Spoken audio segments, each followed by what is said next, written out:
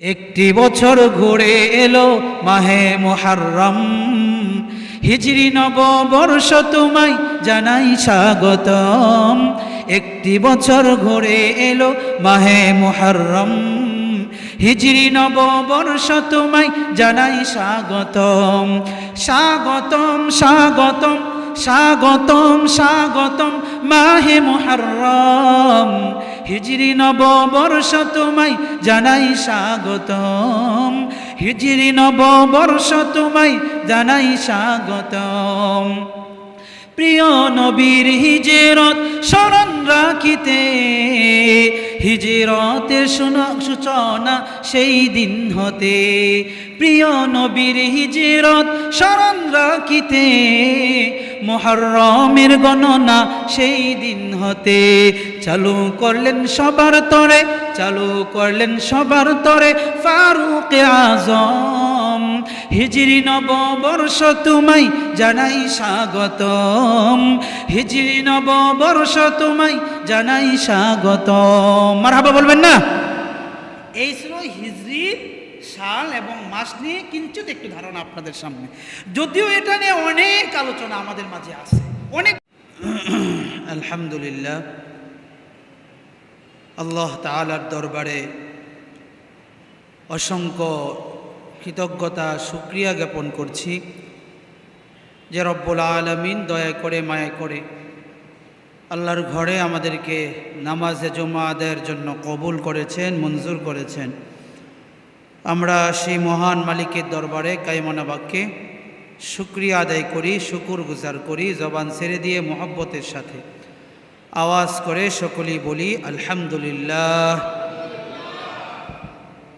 মোহতারাম হাজিরিন, আমি আপনাদের খেদমতে সূরা ফুরকানের ৬২ নম্বর আয়াত তেলাওয়াত করেছি। মুসলিম শরীফের ৪২২ নম্বর হাদিস তুলে ধরেছি। আয়াত এবং হাদিসকে সামনে রেখে একটি গুরুত্বপূর্ণ বিষয়ে আপনাদের সামনে আলোচনা করার ইরাদা রাখি।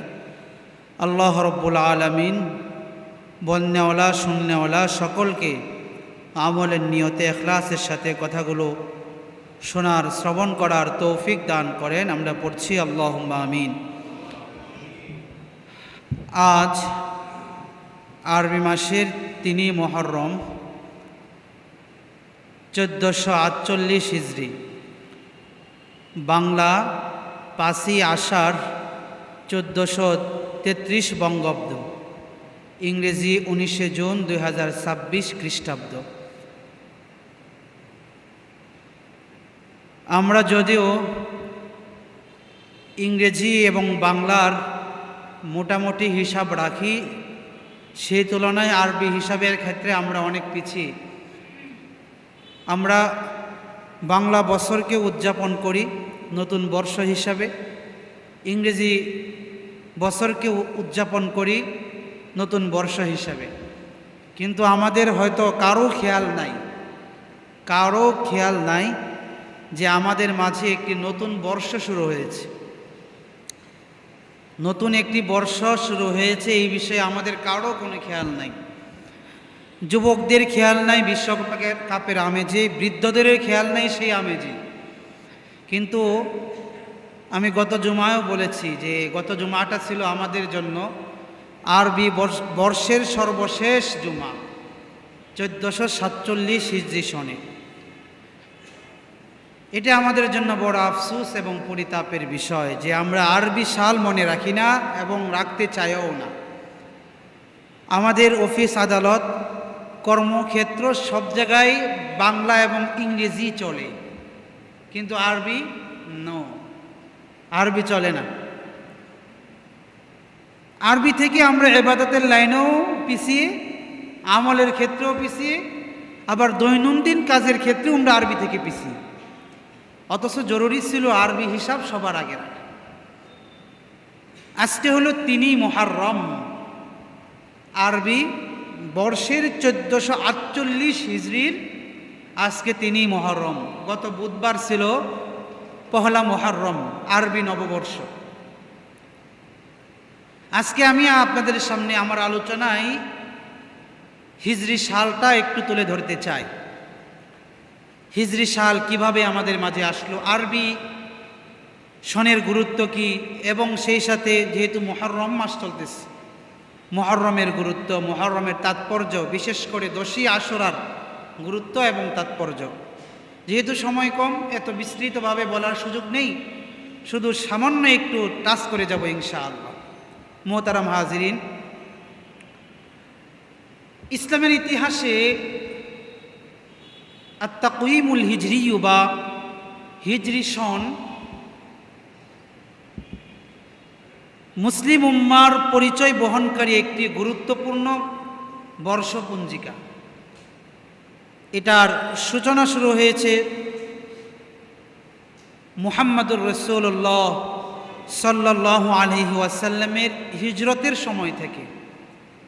যদিও বা নবী সাল্লাল্লাহু আলাইহি ওয়াসাল্লাম যতদিন মদিনায় ছিলেন, ওনার সময়কাল হজরতে আবু বকর রাদিয়াল্লাহু তাআলা আনহু, তিনি যে 2 বছর 3 মাস 10 দিন শাসন করেছেন মুসলিম জাহানের, ওনার সময়কাল, নবীজির সময়কাল এবং আবু বকর রাদিয়াল্লাহু তাআলা আনহুর সময়কালে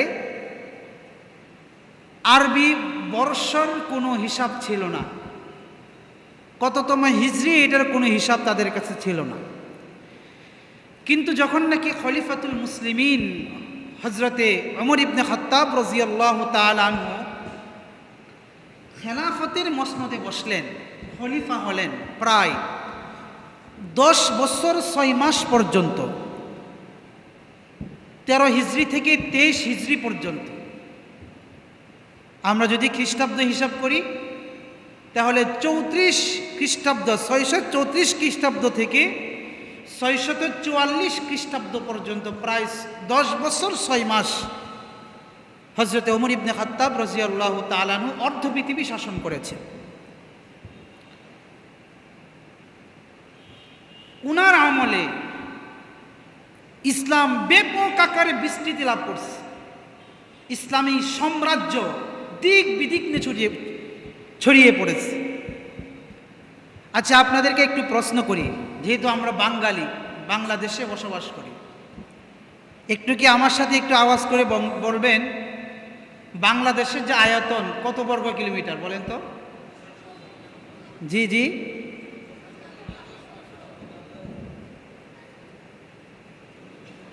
হ্যাঁ, 1 লক্ষ কত হাজার? 55,000। আচ্ছা,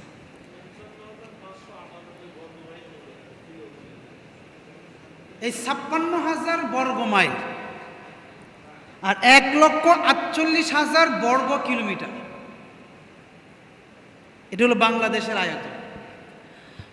এবার একটু বুঝেন, এই 1,48,000 বর্গ কিলোমিটার এটাকে শাসন করতে গেলে সরকারের কত শত শত হাজার হাজার আমলার প্রয়োজন পড়ে।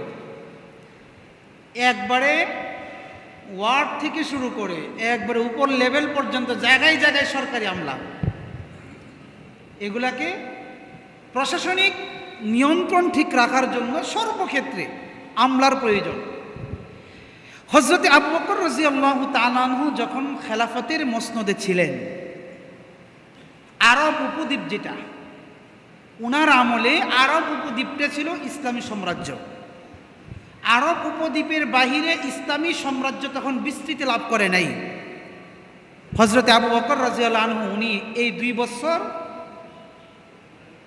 3 মাস 10 দিন খেলাফত থাকাকালীন প্রায় 32,37,500 বর্গ কিলোমিটার তিনি শাসন করেছেন। সুবহানাল্লাহ, যা প্রায় 3.24 মিলিয়ন বর্গ কিলোমিটার হযরত আবু বকর রাদিয়াল্লাহু আনহু উনি শাসন করেছেন মাত্র 2 বছর 3 মাস 10 দিন। এরপরে যখন নাকি মুসলিম জাহানের দ্বিতীয় খলিফা হযরত ওমর ইবনে খাত্তাব খেলাফতের মসনদে বসলেন, উনার এই 10 বছরে ইসলামী সাম্রাজ্য বিস্তার লাভ করলো প্রায় 6 মিলিয়ন বর্গ কিলোমিটার। সুবহানাল্লাহ, বিহামদি বলবেন না?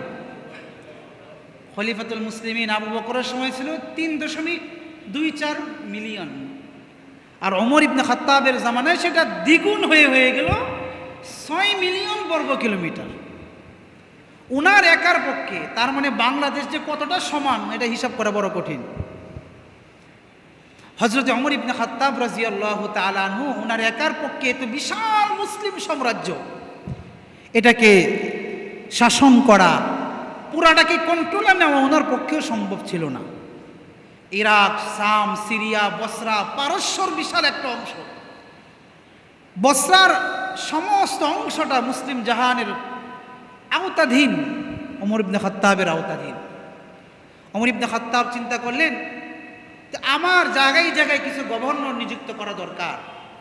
সে আলোকে তিনি ইরাকে গভর্নর নিযুক্ত করলেন, শামে গভর্নর নিযুক্ত করলেন, মিশরে গভর্নর নিযুক্ত করলেন, বসরায় গভর্নর নিযুক্ত করলেন, পারস্য গভর্নর নিযুক্ত করলেন। তিনি খোঁজখবর নেন, ওই সমস্ত প্রদেশের তিনি খোঁজখবর সবসময় রাখেন। এবং ওই সমস্ত গভর্নররা তাদের সাম্রাজ্যের মধ্যে যদি কখনো কোনো বিশৃঙ্খলা দেখা দিত যেটা ওনারা সমাধান করতে পারছেন না, সেটার সমাধানের জন্য তারা দূত মারফুত অথবা চিঠির মাধ্যমে হযরত ওমর ইবনে খাত্তাব মদিনায় তারা চিঠি পাঠাতেন অথবা দূত পাঠাইতেন যে খলিফাতুল মুসলিমিন একটা সমস্যা দেখা দিয়েছে, এটা সুরাহা মীমাংসা করার জন্য আপনার পরামর্শ প্রয়োজন, আপনার সিদ্ধান্ত প্রয়োজন।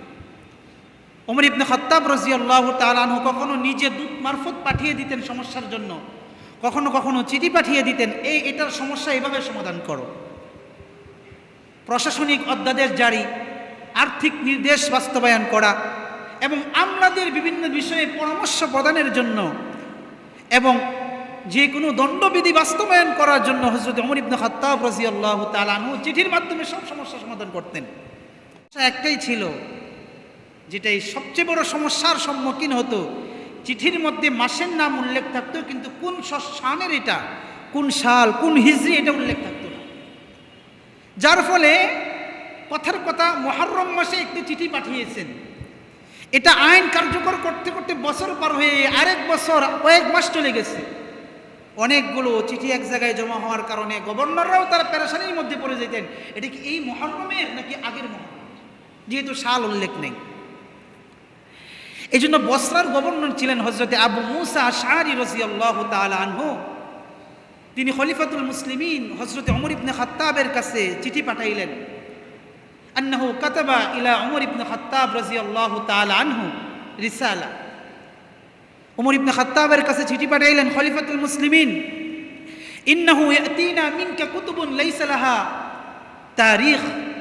ও খলিফাতুল মুসলিমিন, আপনার কাছ থেকে আমাদের কাছে বিভিন্ন সময় নানান চিঠি আসে, কিন্তু আমরা সমস্যা পোহাতে হয়, আমাদেরকে ব্যাগ পোহাতে হয় যে এই যে অধ্যাদেশটা, এই যে আদেশটা, এটা কোন বছরের মাস তো উল্লেখ কিন্তু কোন বছর উল্লেখ না থাকার কারণে আমরা সমস্যায় পড়ে যাই, এটা একটা সুরাহা করা দরকার। হযরত ওমর ইবনে খাত্তাব রাদিয়াল্লাহু তাআলা আনহু এই যে পরামর্শ আবু মুসা আশআরীর, এটা তিনি আমলে নিলেন। আমলে নিয়ে মদিনার যারা আছে, বিভিন্ন প্রদেশের গভর্নর যারা আছে তাদেরকে ডাকলেন, ডেকে বললেন ফামিন আই ইয়াউমিন তুকতাবুত তারিখ। পরামর্শ শুরা বৈঠকে বসে তাদেরকে বললেন ঠিক আছে, চমৎকার একটা পরামর্শ আমাদের কাছে আসছে, আমাদের বিচার, আমাদের প্রশাসনিক, আমাদের অর্থনৈতিক, আমাদের দেশ পরিচালনা করার জন্য একটা সালের দরকার আমাদের জন্য। এটা কিভাবে করা যায়, কোন সময় থেকে কোন তারিখ থেকে আমরা এটা ধরতে পারি, গণনা করতে পারি। তারিখে তবারির মধ্যে 4 নম্বর খণ্ডের 38 নম্বর পৃষ্ঠার মধ্যে বিস্তারিত এটা আসছে।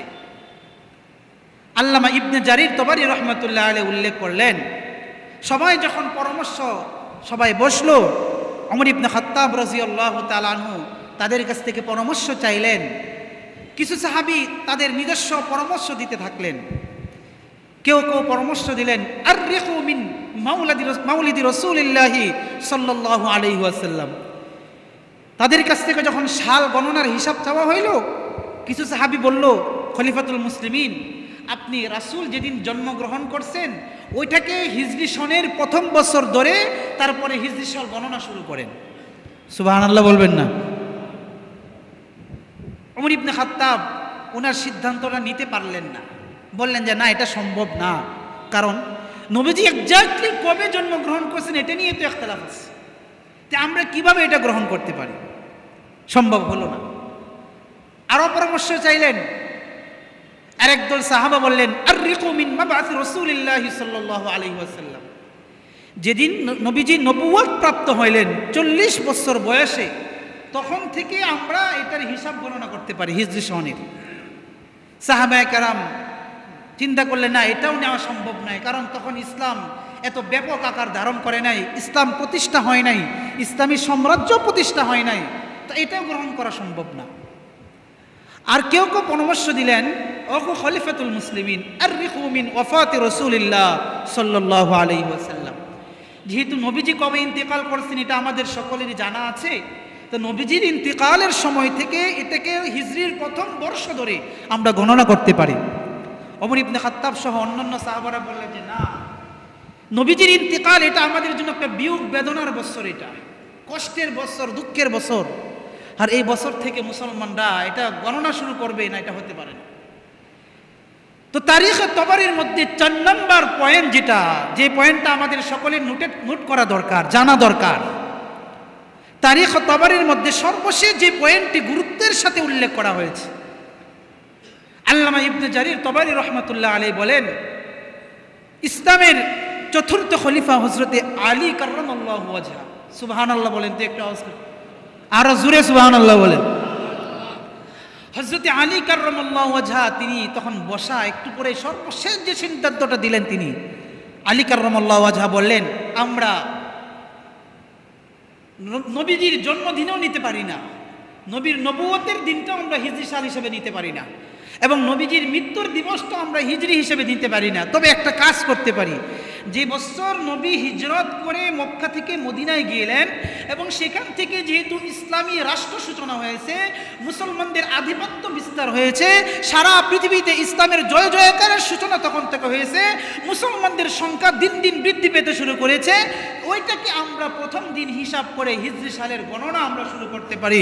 সাহাবায়ে কেরাম রিজওয়ানুল্লাহি তাআলা আলাইহিম আজমাইন সকলেই ইবনে কাসিরের মধ্যে আসছে, আল্লামা সুয়ুতি রহমাতুল্লাহ আলাইহি কথা বলেছেন, আল্লামা ইবনে কাসির রহমাতুল্লাহ আলাইহি কথা বলেছেন যে সকলের সিদ্ধান্তটা মেনে নিলেন, আলী কাররামাল্লাহু ওয়াজহার সিদ্ধান্ত মেনে নিয়ে সকলে এক বাক্যে স্বীকৃতি দিলেন যে হ্যাঁ, এটি আমাদের আনন্দের দিন, এটা মুসলমানদের বিজয়ের সূচনা, এখান থেকেই মুসলিম আধিপত্য বিস্তার শুরু করেছে, এখান থেকেই মুসলমানদের বিজয় সূচনা হয়েছে, তাই এটাকে প্রথম দিন ধরে আমরা প্রথম বর্ষ ধরে হিজরি সাল আমরা গণনা করতে পারি।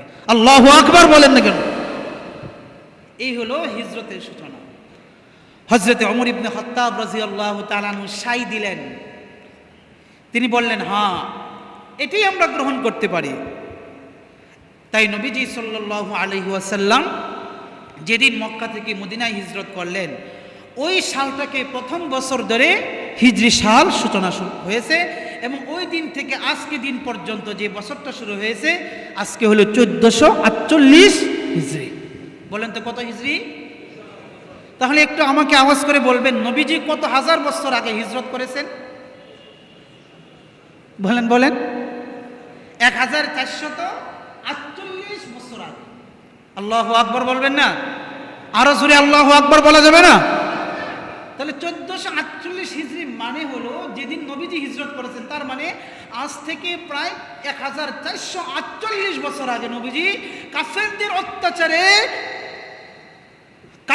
অত্যাচারে জুলুমের শিকার হয়ে, অত্যাচারের শিকার হয়ে নবীজি মক্কা থেকে মদিনায় হিজরত করেছিলেন, আজ থেকে প্রায় 1448 বছর আগে। মোহতারাম হাজির, এখন একটা এখানে খুব গুরুত্বপূর্ণ বিষয়, নবীজি সাল্লাল্লাহু আলাইহি ওয়াসাল্লাম তো হিজরত করেছিলেন রবিউল আউয়াল মাসে, রবিউল আউয়াল মাস। তো ওই মাসটাকে কেন গণনায় আনা হলো না, এটা আমাদের জানা দরকার। এই মাসটাকে কেন গণনায় আনা হলো না? বছরের প্রথম মাস কোনটাকে ধরা হয় বলেন তো, সবাই আওয়াজ করে সবাই বলেন কোনটা?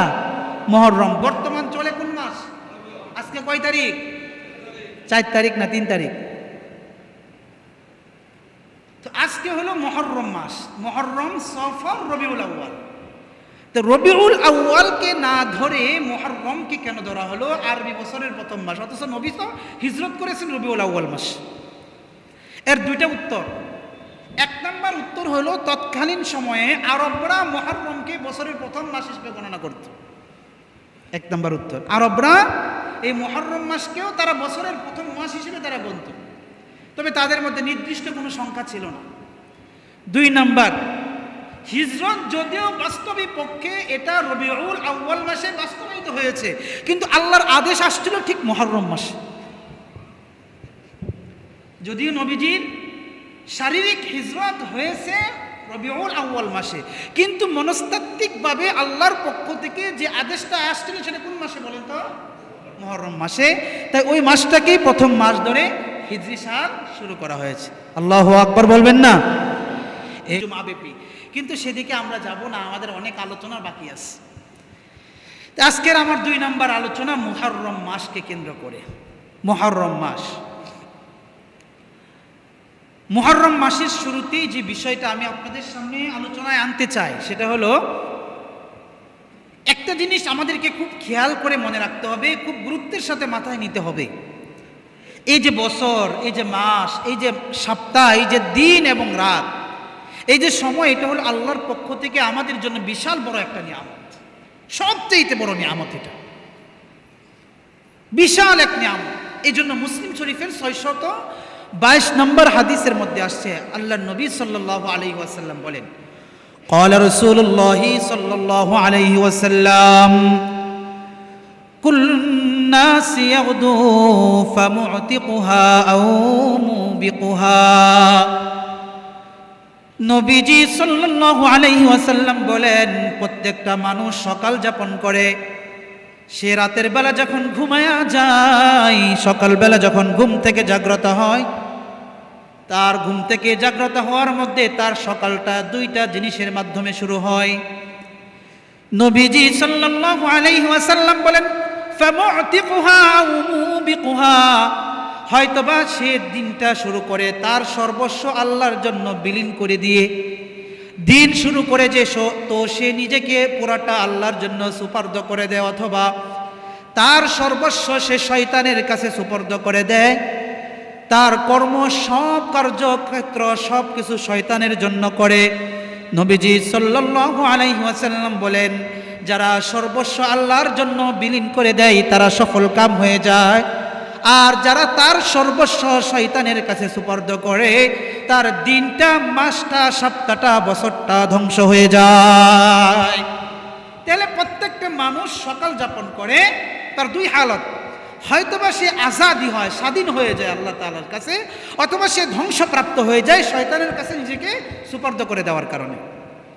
এই জন্য আমাদের উচিত যে সকালবেলা উঠে আল্লাহর শুকরিয়া আদায় করা, আলহামদুলিল্লাহ বলা, এবং সন্ধ্যার সময়েও বলা আলহামদুলিল্লাহ।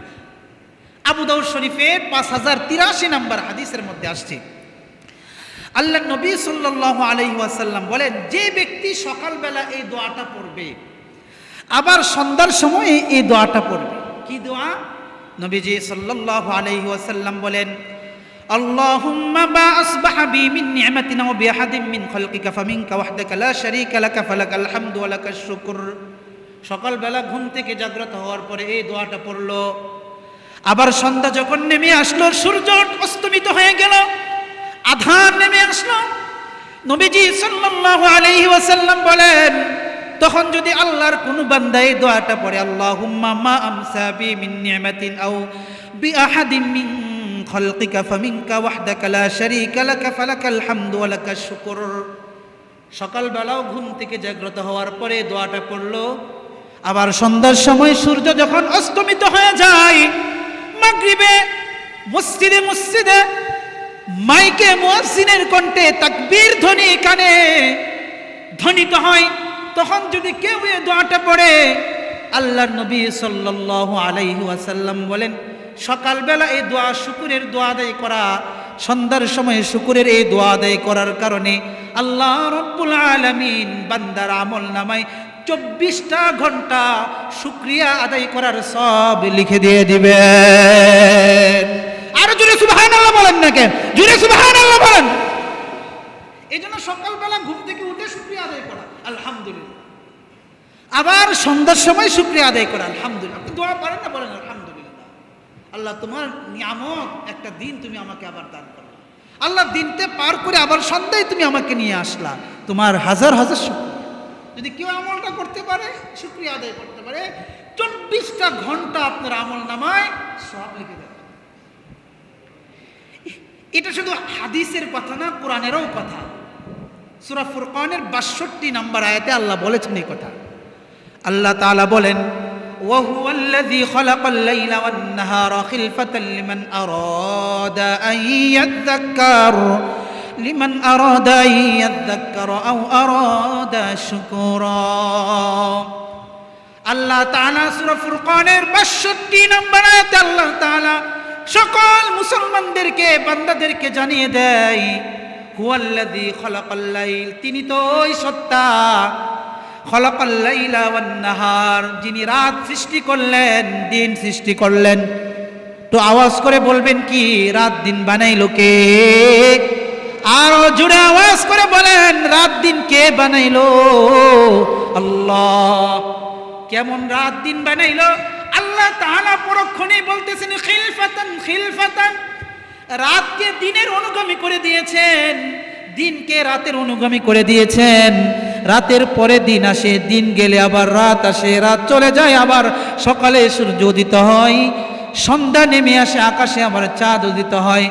আল্লাহ তাআলা বলেন, কাদের জন্য বানাইলাম? লিমান আরাদা আইয়াযাক্কার, যারা আমার এই সৃষ্টি নিয়ে গবেষণা করে। হায় হায় রে, আল্লাহ কত সুন্দর করে রাত বানাইলো। রাতের একটা সময় এমন ছোট রাত হয়, আবার একটা সময় বড় রাত হয়। রাতের কিছু অংশ হয় আলোকোজ্জ্বল বিশিষ্ট, রাতের একটা সময় হয় অন্ধকার বিশিষ্ট। দিনটা আল্লাহ কেমন বানাইলো? দিন কখনো কখনো বড় হয়ে যায়, কখনো কখনো ছোট হয়ে যায়, কখনো কখনো দিনে শীত নেমে আসে, কখনো কখনো দিনটা পোড়া বৃষ্টিতে ভেসে যায়, কখনো কখনো দিনের মধ্যে আলোর তাপ বেশি উঠে, কখনো কখনো দিনের মধ্যে আলোর তাপ কমে যায়। বলে যে ব্যক্তি আল্লাহর এই সৃষ্টিকে, রাত এবং দিনকে নিয়ে চিন্তা করে, দিনের আবর্তন রাতের আবর্তন, যে ব্যক্তি এগুলা নিয়ে সৃষ্টি করে, আল্লাহ তাআলা তার জন্য এই রাত দিনকে সৃষ্টি করেছেন। সুবহানাল্লাহ। আর কার জন্য? আও আরাদা শুকুরা, যে ব্যক্তি রাত দিনের এই বিবর্তন নিয়ে, আবর্তন নিয়ে ফিকির করে, চিন্তা করে আর গবেষণা করে, আর দিন শেষে বলে, আল্লাহ তোমার হাজার হাজার শুকরিয়া, রাতও দিলা আমাকে, দিনও দিলা আমাকে, দিনের নিয়ামতও ভোগ করাইলা, রাতের নিয়ামতও ভোগ করাইলা, এই জন্য আল্লাহ তোমার কাছে হাজার হাজার শুকরিয়া। আল্লাহ তাআলা বলেন, এই সমস্ত বান্দাদের জন্যই কেবলমাত্র আমি আল্লাহ রাত এবং দিনকে সৃষ্টি করেছি। সুবহানাল্লাহ। এই যে শুকরিয়া আদায় করা, যে আল্লাহর পক্ষ থেকে বছর, মাস, সপ্তাহ, দিন, রাত এবং সময়, এটা আমরা আল্লাহর পক্ষ থেকে নিয়ামত প্রাপ্ত, সবসময় শুকরিয়া আদায় করা। মোহতারাম হাজির, এই বছর এবং মাসের মধ্যে অন্যতম একটি মাস হলো মাহে মুহাররম। মাহে কি বলেন তো আওয়াজ করে? আরো জোরে বলেন, মাহে মুহাররম। মুহাররম মাস যেটা চলমান। আমরা বারে বারে বলে আসছি, কোরআনে কারিমের সূরা তওবার 36 নম্বর আয়াত, এটা আসছে অনেকবার, এই জুমায় বলেছি, এই মসজিদে বলেছি, মেহরাবে বলেছি, যে 12টি মাসের মধ্যে 4টি মাস সম্মানিত। এই 4 মাসের মধ্যে সবচেয়ে সম্মানিত মাস হলো মাহে মুহাররম। হাদিস শরীফের মধ্যে আসছে, নবীজি সাল্লাল্লাহু আলাইহি ওয়াসাল্লাম বলেন, আফদলুল সিয়াম বা'দা রমাদান শাহরুল্লাহিল মুহাররম, যে কত দামি, যে রমাদানের পরে সবচেয়ে শ্রেষ্ঠতম মাস হলো এই মুহররম, এই যে হারাম 4টি মাস। আর এই 4 মাসের মধ্যে সবচেয়ে সম্মানিত মাস হলো মাহে মুহররম মাস। সুবহানাল্লাহ বলবেন না? মাহে মুহররম মাস, নামই মুহররম, সম্মানিত। এজন্য আল্লাহ তাআলা সূরা তাওবার শেষ দিক দিয়ে বলতেছেন, ফালা তাজলিমু ফীহিন্না আনফুসাকুম, সাবধান, এই হারাম মাসসমূহে, বিশেষ করে মুহররম মাসে সাবধান, কারো প্রতি জুলুম করো না, অবিচার করো না, অত্যাচার করো না। কারণ যে জিনিস যত সম্মানিত, তার অপরাধটাও তত গুরুতর হয়। একটা নর্মাল মানুষ সাধারণ একটি কথা বললে তার কথা এতটা গুরুত্ব দেওয়া হয় না। একজন প্রাইম মিনিস্টার যদি কথা বলে সেটাকে গুরুত্ব দেওয়া হয়। একজন নর্মাল ভুল করলে সেটাকে ধরা হয় না, ধরো এর কথা নেই কি। কিন্তু একজন প্রাইম মিনিস্টার যদি ভুল করে সেটাকে খুব ভালো করে ধরা হয়, কারণ ওনার মতো ব্যক্তি সম্মানের চেয়ারে বসা, আর সম্মানের চেয়ারে বসে ওনার মতো ব্যক্তি এমন সিদ্ধান্ত কখনো দিতে পারে না। মধ্যযুগী বলে গালি দিতে পারে, কথা বলেন ঠিক না বেটি? বলতে পারে না। এটা সম্মানের জায়গা, এটা সম্মান। যেমন তার ট্রান অফ স্লিপ যদি কোনো ক্ষেত্রে কথার ক্ষেত্রে হয়ে যায়, সেটা ভুলটাও তেমন গুরুতর ধরা হয়। মাসটাও যেমন সম্মানিত, এই মাসে অপরাধ করলে অপরাধটাও তেমন গুরুতর হয়ে যায়। মাস বড়, অপরাধও বড়। মাস বড় সম্মানিত, নেক আমল করলে নেকটাও তখন বড় করে দেখা হয়। যেমন রমজান মাস সম্মানিত মাস, মর্যাদাওয়ালা মাস, সবচেয়ে বেশি দামি মাস। এই জন্য অন্যান্য সময় একটা আমল করলে একটা নেকি দেওয়া হয়, আর রমজান মাসে একটা আমল করলে সর্বনিম্ন 70, সর্বোচ্চ কত 700। সুবহানাল্লাহ বলবেন না? কারণ মাস মর্যাদাওয়ালা, সবটাও তেমন মর্যাদাওয়ালা। মুহতারাম হাজির, এই জন্য সূরা সহিহ বুখারীর 3197 নম্বর হাদিসের মধ্যে এই কথাটাই আসছে যে এই যে 4টি মাস, এই 4টি মাসকে কদর করা, 4টি মাসকে সম্মান দেওয়া, মর্যাদা দেওয়া। কারণ এই 4টি মাসকে শুধু মুসলমানরা মর্যাদা দিবে তা নয়। নবীজি বলেন যে ইহুদিরা পর্যন্ত, নাসারারা পর্যন্ত, বেঈমানরা পর্যন্ত এই 4 মাসকে সম্মান দিয়েছে, মর্যাদা দিয়েছে। যে 4 মাস এটা সম্মানিত, এটাকে এই মাসগুলোতে কোনো বেইনসাফি করা যাবে না, বরখেলাফি কোনো কাজ করা যাবে না, তারা সম্মান দিয়ে আসছে। এই জন্য আমরা মুসলিম হিসাবে আমাদেরকে তো আরো বেশি সম্মান এবং মর্যাদা দেওয়া উচিত বলে আমি মনে করি। কি বলেন, ঠিক না বেঠিক? 2 নম্বর আলোচনা হলো আশুরা, 10ই মুহররম, যেটা আমাদের খুব সামনে চলে আসতেছে। 10ই মুহররমের তাৎপর্য, গুরুত্ব বলেই আলোচনা শেষ করে দিব ইনশাআল্লাহ। সহিহ বুখারীর 2004 নম্বর হাদিস, হযরত আব্দুল্লাহ ইবনে আব্বাস রাদিয়াল্লাহু তাআলা আনহু থেকে হাদিস বর্ণিত। আন আব্দুল্লাহ ইবনে আব্বাস রাদিয়াল্লাহু তাআলা আনহু قال قدم النبي صلى الله عليه وسلم المدينة। হযরত আব্দুল্লাহ ইবনে আব্বাস রাদিয়াল্লাহু তাআলা আনহু বলেন, নবীজি সাল্লাল্লাহু আলাইহি ওয়াসাল্লাম মদিনায় আগমন করলেন। ফারা আল ইয়াহুদ তাসুমুনা আশুরা।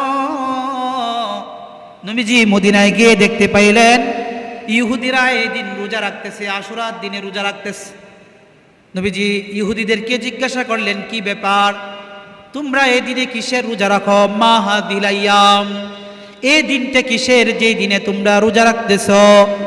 মদিনার ইহুদিরা বলে, ইয়া মুহাম্মদ হাদা ইয়াউমুন সালিহ। ওগো মুহাম্মদ, আজকের দিনটি একটি ভালো দিন, আজকের দিনটি একটি কল্যাণময় দিন। বলে, কেমনে কল্যাণময় দিন? ইহুদিরা বলে, হাদা ইয়াউমুন নাজ্জাল্লাহু বানি ইসরাঈল মিন আদুইহিম। ইহুদিরা বলে, মুহাম্মদ, আজকের এই দিনটা এমন একটা দিন যেই দিনে আল্লাহ রব্বুল আলামিন বনি ইসরাঈলদেরকে নীল নদ দ্বিখণ্ডিত করে ফেরাউনের হাত থেকে আল্লাহ তাদেরকে রক্ষা করেছিলেন। সুবহানাল্লাহ, আজকে হলো সেই দিন। কথাই নাকি? এই জন্যই আমরা রোজা রাখি। ইহুদিরা নবীজিকে বলতেছে, তাদের শুকরিয়া হিসাবে, আল্লাহর শুকরিয়া হিসাবে আমরা রোজা রাখি, সিয়াম পালন করি। নবীজি সাল্লাল্লাহু আলাইহি ওয়াসাল্লাম ইহুদিদেরকে বললেন, আনা হাক্কু বিমূসা মিনকুম। ও ইহুদিরা, তোমরা মূসা পয়গম্বরকে যতটুকু না ভালোবাসো, আমি তো তার উত্তরসূরি পয়গম্বর নবী, আমি মূসাকে তোমাদের থেকেও বেশি ভালোবাসি। সুবহানাল্লাহ। মূসার অনুসরণ করার ক্ষেত্রে আমি মুহাম্মদুর রাসূলুল্লাহ বেশি হকদার। আমি মূসাকে বেশি অনুসরণ করব, আমি মূসাকে বেশি অনুকরণ করব। এজন্য মুহাম্মদুর রাসূলুল্লাহ সাল্লাল্লাহু আলাইহি ওয়াসাল্লাম নিজে রোজা রাখলেন। ফাসুমনা ওয়া আমারা বিসিয়ামিহি।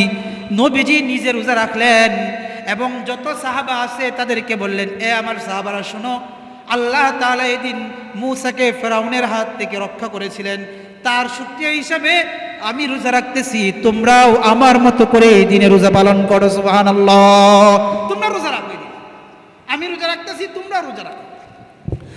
তো নবীর আদেশ পেয়ে সাহাবারাও রোজা রাখো, সাহাবারাও সেই দিন রোজা রাখো। তবে হ্যাঁ, নবীজি সাল্লাল্লাহু আলাইহি ওয়াসাল্লাম বলেন, যে কথাটা গত জুমা বলেছি আমি, শোনো, ওরা রোজা রাখে তার নবীকে ভালোবেসে, এরা ইহুদি, এদেরকে আমি অনুকরণ করতে পারি না। ওয়াখালিফুল ইয়াহুদ, ইবাদতের ক্ষেত্রে তোমরা ইহুদিদের বৈপরীত্য অর্জন করো, তাদের মতো করে ইবাদত করো না। ওয়াখালিফুল ইয়াহুদ সুমু ক্বাবলাহু ইয়াওমা আও বাদাহু ইয়াওমা, তোমরা তার আগে একদিন রোজা রাখতে পারো, তারপরে একদিন রোজা রাখতে পারো। অর্থাৎ আশুরার 10তম দিনটা ঠিক রেখে তার আগে একদিন 9ই মুহররম অথবা 10ই মুহররম রেখে আরেকটা 11ই মুহররম তোমরা রাখতে পারো। অর্থাৎ একটা রোজা রেখো না, বরং তোমরা 2টা রোজা রাখো। মুহতারাম হাজিরিন, আমাদের আগামী, আজকে যদি 3 তারিখ হয়, আগামী বৃহস্পতিবার হবে 9 তারিখ। কয় তারিখ বলেন তো? সবাই বলেন, সবাই আওয়াজ করে বলেন। 9 তারিখ। 9 তারিখ হবে 9ই মুহররম, বৃহস্পতিবার। আর 10 তারিখ হবে 10ই মুহররম। বলেন 10 তারিখ কি হবে? শুক্রবারে কি হবে? 10ই। আর ইংরেজি হিসাব না, আরবি হিসাব। 10ই মুহররম হবে রোজ শুক্রবার, আর 9ই মুহররম হবে বৃহস্পতিবার। তাই আমরা ইচ্ছা করলে আমরা বৃহস্পতিবার এবং শুক্রবার 2টা রোজা রাখতে পারি। তাহলে কি হবে? হাদিসের মধ্যে এই কথাটা সবচেয়ে বেশি সমর্থনযোগ্য, যে 9ই মুহররম এবং 10ই মুহররম রোজা রাখা। 11ই মুহররমটা একটু মওযু হাদিসের মধ্যে পড়ে, কিন্তু 9ই মুহররমের ব্যাপারে অনেকগুলো হাদিস বর্ণিত হয়েছে। তা আমরা 9ই মুহররম রাখতে পারি, কারণ লাভ 2টা হবে। 1 নম্বরে বৃহস্পতিবারের রোজার আমলটাও হয়ে যাবে, হ্যাঁ, একের ভিতরে 2 হয়ে গেল, এবং 10ই মুহররম শুক্রবার ওই রোজাটাও আমার আদায় হয়ে গেল পরের দিন। কথা কি বুঝতে পারছি? আমরা বুঝতে পারছি? তাহলে আমরা রাখার ক্ষেত্রে শনিবারে না যাই, বৃহস্পতিবার এবং শুক্রবার। শুক্রবার তো মাসবি রাখতেই হবে, তার সাথে আমরা শনিবারে রোজা রাখতে পারি। কেন রোজা রাখবো বলেন? হুজুর আমরা কেন রোজা রাখবো? প্রশ্ন করেন আমাকে, সবাই প্রশ্ন করেন তো, হুজুর এই রোজাটা কেন রাখবো বলেন? হ্যাঁ, 2 কারণে রাখবো। বলেন কয় কারণে? 2 কারণে রাখবো। নাসাই শরীফের 2416 নম্বর হাদিস, হযরতে হাফসা রাদিয়াল্লাহু তাআলা আনহা তিনি বলেন, আরবাউন লাম ইয়াকুন ইয়াদউহুন্না নবী সাল্লাল্লাহু আলাইহি ওয়াসাল্লাম, 4টা আমল নবীজি কখনো ছাড়েন নাই। কয়টা আমল বলেন তো? 4টা আমল নবীজি কখনো ছাড়েন নাই। 1 নাম্বার সিয়াম আশুরা, আশুরার রোজা। 2 নাম্বার ওয়া সালাসাত আইয়ামি মিন কুল্লি শাহরিন, প্রত্যেক মাসে 3টা করে রোজা। 1 নাম্বার আশুরার রোজা। বলেন 1 নাম্বার কি? আশুরার রোজা। 2 নাম্বার প্রত্যেক মাসে 3টা করে রোজা রাখা। 3 নাম্বার সোমবার এবং বৃহস্পতিবারের রোজা। সর্বশেষ রাকাতাইনি ক্বাবলাল গাদাত, ফজরের পূর্বে 2 রাকাত সুন্নত, ফজরের পূর্বে 2 রাকাত সুন্নত। এই আমলগুলো নবীজি কখনো জীবনে ছাড়েন নাই। সুবহানাল্লাহ বলবেন না? নবীজি জীবনে কখনো ছাড়েন নাই। 6টা আমল, এই 4টা আমল কখনো ছাড়েন না নবীজি। তা আমাদেরও উচিত এই যে আশুরার রোজা যেটা আসতেছে, এটা আমাদের বর্জন না করা, যেহেতু নবীজি কখনো বর্জন করেন নাই।